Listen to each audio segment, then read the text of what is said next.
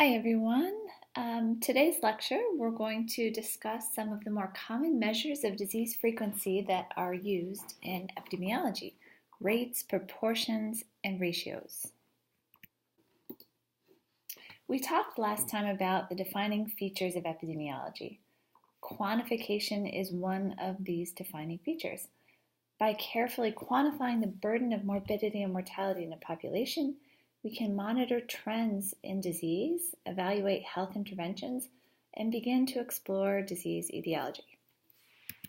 So if you picked up a clinical journal or went to the CDC website and searched for information about a specific disease, you might see a description that looks something like what I've posted here. And at first glance, it may seem a bit confusing because there are a number of different rates, proportion, and ratios. You also see some probably unfamiliar words such as case fatality rate, prevalence, and incidence. And so we're going to go through all of these different measures today. And by the end of the course, you should hopefully be able to pick up a journal article such as this and easily understand the epidemiologic language. Rates, proportion, and rates are commonly used in epidemiology. It's also important to note that many times they're used in clinical journals incorrectly. And so it's important to sort of quickly review the definition of each of the three and make sure that we're all on the same page as we move forward. A ratio simply is one quantity divided by another. There's no relationship between the numerator and denominator. And a proportion, it's a ratio, but those in the numerator are also in the denominator. A rate is a type of ratio, but there's a distinct relationship between the numerator and denominator, and there's a measure of time, and that time is very important, which we'll get to later. So let's start with ratios. Ratios are a fraction. There's a numerator and a denominator, but there's no relationship between the numerator and the denominator. So, for instance, we might be interested in the ratio between the number of male cases and female cases. And if we divide these two numbers, then we come up with a ratio of 19:1. So proportion, the numerator is a subset or part of the denominator, and it's typically written A over A plus B. There are no units to a proportion. It's always going to be between 0 and 1 and expressed as a percentage. So proportions are helpful if we want to demonstrate the magnitude of a problem. So for example, if we have 10 students in a dorm at ASU who develop hepatitis, how important is this problem? Well, if there are 20 students living in the dorm, then 50% of them are ill. But if 500 are living in the dorm, then 2% are ill. So that magnitude becomes very important. So this is a figure showing both the number of AIDS cases among female adults and adolescents and the proportion of all AIDS cases that are female. So these two measures tell us different but equally important pieces of information. So you see the absolute number or count of females with AIDS is increasing. This is shown by the yellow line. But the proportion of total AIDS cases that are female, shown by the blue bars, is holding steady. So we might expect the absolute number of AIDS cases to increase because the population of women is increasing. However, the fact that the proportion of AIDS cases that are women hasn't changed tells us that the mode of disease transmission probably has not changed too much recently. This might also tell us something about the effectiveness of our HIV prevention programs in trying to prevent AIDS in heterosexual couples. Okay, so let's talk about rates for a minute. Rates are a type of ratio, but they're different from proportion because there's a measure of time. So the calendar time period is the same for both the numerator and the denominator of a rate. The numerator is always the frequency of an event over a specific period of time, and then the denominator is the size of the population over that same period of time. And so in epidemiology, incidence and prevalence are two rates that are commonly used. So prevalence measures the extent or amount of disease in the population at any given time. We use prevalence in cross-sectional studies or in ongoing disease surveillance. And although we call it a prevalence rate, if you were paying close attention earlier, you'll see that it's actually a proportion. So the prevalence, for example, of Mycobacterium TB infection in the world was 32%, or the total number of cases divided by the total people in the population, 1.86 billion people with TB infection. Okay, so when do we use prevalence? Primarily if we're talking about the burden of a health population in a health problem in a population, so how many people have this illness or disease. If we want to talk about the frequency of an exposure, so we can talk about the prevalence of cigarette smoking or the prevalence of obesity or the prevalence of drug use. Prevalence is also helpful if we're trying to allocate health resources, such as facilities and personnel.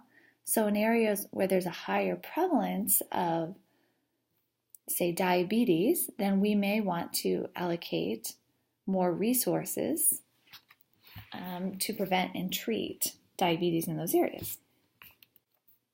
Okay, so there are two types of prevalence. The first is point prevalence, and the second is period prevalence. So point prevalence refers to all cases of a disease, a health condition, or death that exist in a particular point in time relative to a specific population from which the cases are derived. So what does this mean exactly? It means that we calculate point prevalence as the number of cases of a disease present in the population at a specific time divided by the number of people in the population at that specific time. So if we were asking a survey question related to point prevalence, the question might read something like, do you currently have asthma? Yes or no? So period prevalence is just a little bit different. Period prevalence is sort of asking the question about how many cases of disease within a certain period of time. So period prevalence is defined as the number of cases of a disease, old or new, of a specific disease at a certain time, and the number of people in the population at that time. And so in a survey question for period prevalence, we might ask the question a little bit differently. We might say, have you had asthma in the past 12 months during the last year? And so that's asking about sort of the prevalence of asthma over a longer period of time, as opposed to point prevalence, which was asking about at this current point in time. So here's a graph of asthma prevalence among children 0 to 17 years of age by state. And this would be a typical example of how we might use prevalence data to illustrate health information. So when I look at a graph like this comparing prevalence rates across states, I'm always asking myself, why might we see the differences that we see? So why is the prevalence of asthma in Oklahoma twice as high as the prevalence of asthma in Arizona? Are there different environmental risk factors? Are there different household risk factors? Are there different diagnoses of asthma in certain states? So remember, these differences cannot be due to differences in population size because we're looking at proportion. So it must be something else. So the factors that can influence prevalence rates are several. And in particular, prevalence rates can be increased for a number of reasons. So if you live longer with the disease, you have a longer duration of the disease, the prevalence rate will be higher. This duration could be increased because treatments are better in certain areas. Maybe asthmatics have access to resources and medications in places, and they don't have the same access in other places. So the longer the duration of the disease, the higher the prevalence. You could have an increase in new cases. So the more cases that get diagnosed, the higher the prevalence will be. You could have an in-migration of cases. So people, let's say people with asthma could move from one state to another. For example, Arizona, for quite a long time, was home to some of the highest tuberculosis rates in the country. And that was because people with respiratory issues would move to Arizona because of the warm, dry air. You could have an out-migration of healthy people. So if your denominator of your prevalence rate is getting smaller, then the prevalence rate is going to get higher. And lastly, you could have improved diagnostic facilities. So if you have better reporting, more diagnoses, you're going to have a higher prevalence rate. Okay, so now let's shift from prevalence to incidence for a minute. Incidence rate describes the rate of disease in a group of individuals over a certain period of time. This period of time is included in the denominator. The numerator in an incidence rate is always the number of new cases of disease, and the denominator is the population at risk. So we define at risk as someone who's capable of developing the disease. So for example, if we were discussing the incidence rate of maternal mortality during childbirth, our denominator should only be women who are pregnant because they are the population at risk. So this formula works great if we're studying a fixed population where no one is allowed to come or go. But what happens if the people in the population that we're studying are under observation for different periods of time? So for example, some of the people in our research study might move out of the state. Particular example, we would need to do something different with the denominator of the incidence rate. So in the original incidence rate, we assume that everybody in that denominator was at risk for the population for the entire period of time under study. But now if we know that people are coming and going, we have to change the denominator. And so this denominator in what we call an incidence density rate becomes the time at risk instead of just the number of people at risk. So our denominator becomes person time of observation. So essentially what we're doing is we just add up the total amount of time that each person is under observation, and then that becomes our new denominator. So everybody contributes only the amount of time at risk that they were included in the observation time. So let me give you an example.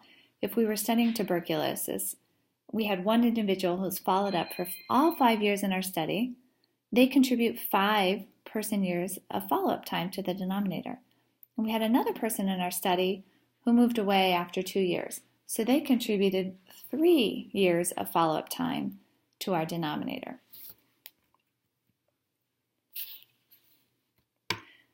So let's go through another example. Let's say we were interested in calculating the rate of injuries at a work site in a given month. So you can imagine that some workers might be employed full-time and others only part-time.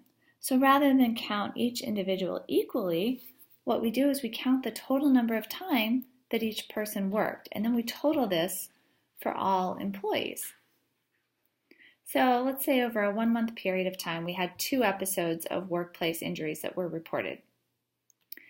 Over that month, we had 100 different workers at the job site, but they all worked varying fractions of the month. And so let's say if we totaled up all of the hours that each of those 100 workers worked, they worked a total of 1,000 person hours. So we would calculate a person time rate, which is defined as the number of cases. So the numerator is the same as the original incident rate, the number of events, and then the denominator then is this total person time of observation.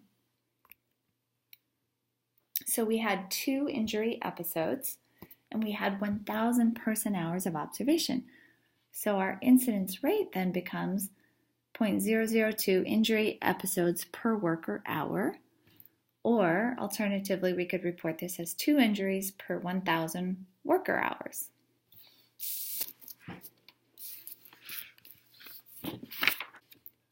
This is a graph from the World Health Organization showing changes in incidence rates of HIV infection around the world. Areas highlighted in red show an increase in the incidence rate over the last 10 years, and countries in green show a decrease in incidence rates over the last 10 years. And so by looking at changes in incidence rate, we can identify areas where HIV is spiraling out of control. We're looking at those red areas.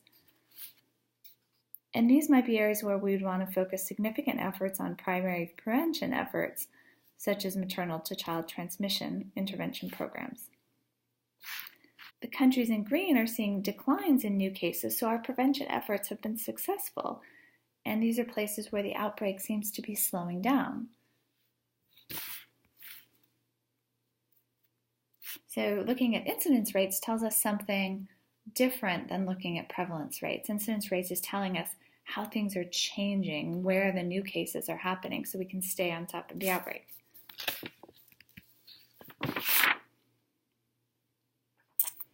So for those of you who are visual learners like I am, here's a simple little illustration that I like to use to help me think about the difference between prevalence and incidence. So if we think about a sink with a faucet of water,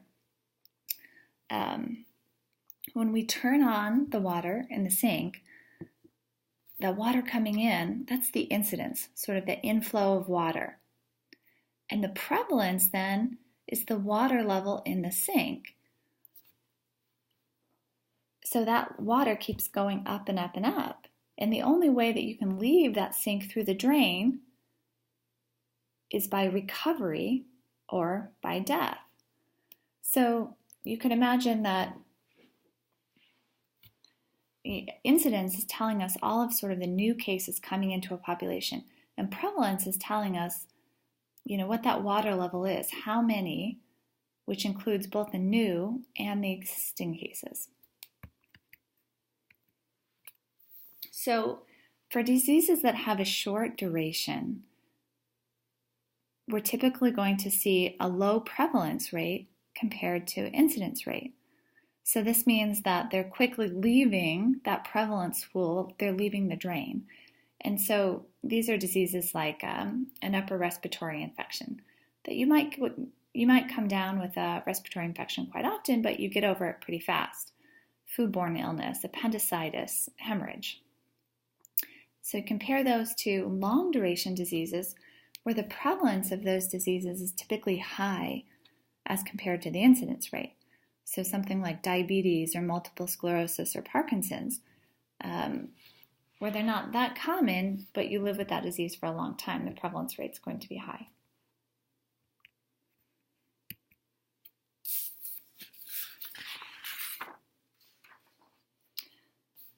So there are always problems when we're reporting incidence and prevalence rates, things you should be thinking about in the back of your mind. They're not easy to calculate all the time. So we can have problems with both the numerators and the denominators in our rates. So on the numerator side, things that might explain differences across different areas. So why are those prevalence rates different in different states? It could be that there were different methods that were used to gather the data. So did people self-report that they had asthma? Were they given a breathalyzer test? Was there a hospital record? And so the method that you ascertain occurrence of disease may differ. Hospital records are also often incomplete, they're illegible, and they're not typically intended for research, so they're difficult to use. There could also be different definitions for disease. So maybe one group used a diabetes cutoff of 140 milligram per deciliter and another used 128. On the denominator side, sometimes selecting the appropriate denominator can be difficult. So, for example, what if we wanted to study accidents and cell phone use while operating a motor vehicle? What might be the appropriate denominator? Should it be the number of cars, or the number of drivers, or the number of trips, or the number of miles, or the number of minutes of duration of the drive? So you can see that the methods for choosing the appropriate denominator might also differ. So when you're comparing prevalence or incidence rates across population, you should also be thinking about the differences in methodology that could lead to those differences. So they might not always reflect true differences in disease status, but rather differences in the sort of the method of ascertainment. This is an example of a problem with the numerator. So this graph illustrates the prevalence of metabolic syndrome using two different definitions, the definition used in the US and the definition used in Europe. Metabolic syndrome is a clustering of risk factors for cardiovascular disease, so things like high blood sugar and high cholesterol and high blood pressure are included in this metabolic syndrome. And so NCEP is the US definition and IDF is the European definition. And you can see that the European prevalence of metabolic syndrome is much, much higher than the US. And it may not be that the actual prevalence of metabolic syndrome is different between the two countries, but rather that the way that we ascertain those cases is different. And this has important implications for policy, right? So are there really more higher cardiovascular risk, or are we just measuring it differently? So on the denominator side, in theory, the denominator of an incidence measure should only include the population at risk of developing a disease. So if we want to calculate the incidence of endometrial cancer in Arizona in 2012, what is our denominator? What should be the population at risk? I'll let you think about that for 1 minute.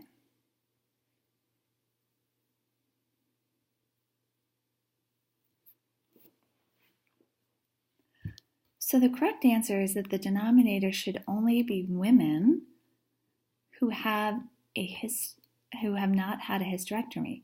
So if you don't have a uterus, you cannot develop endometrial cancer.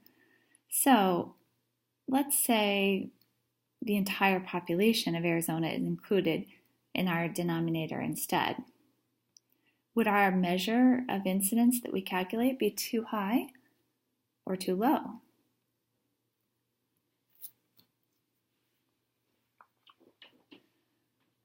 So the answer is that it would be too low, because if we use the entire population in Arizona, the denominator is too big.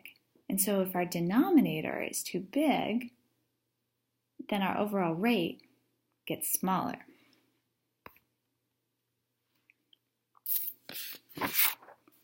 So you can see that you have to be very careful when you're calculating incidence and prevalence rates. So just to wrap up, although rates, ratios, and proportions may seem deceptively simple, carefully measuring morbidity and mortality in populations is an art as well as a science. So decision-making in public health requires good data.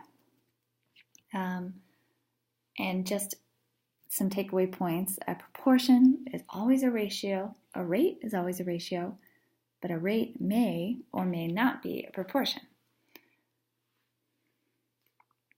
And rates allow us to make comparisons across populations, and we'll talk later about the difference between adjusted rates and unadjusted rates that you read about in your textbook. But this is another important thing that we do in epidemiology to sort of standardize comparisons across populations. So now that we know the basic language of epidemiology, we can start applying this language to look at some real-world health problems over the next couple of weeks.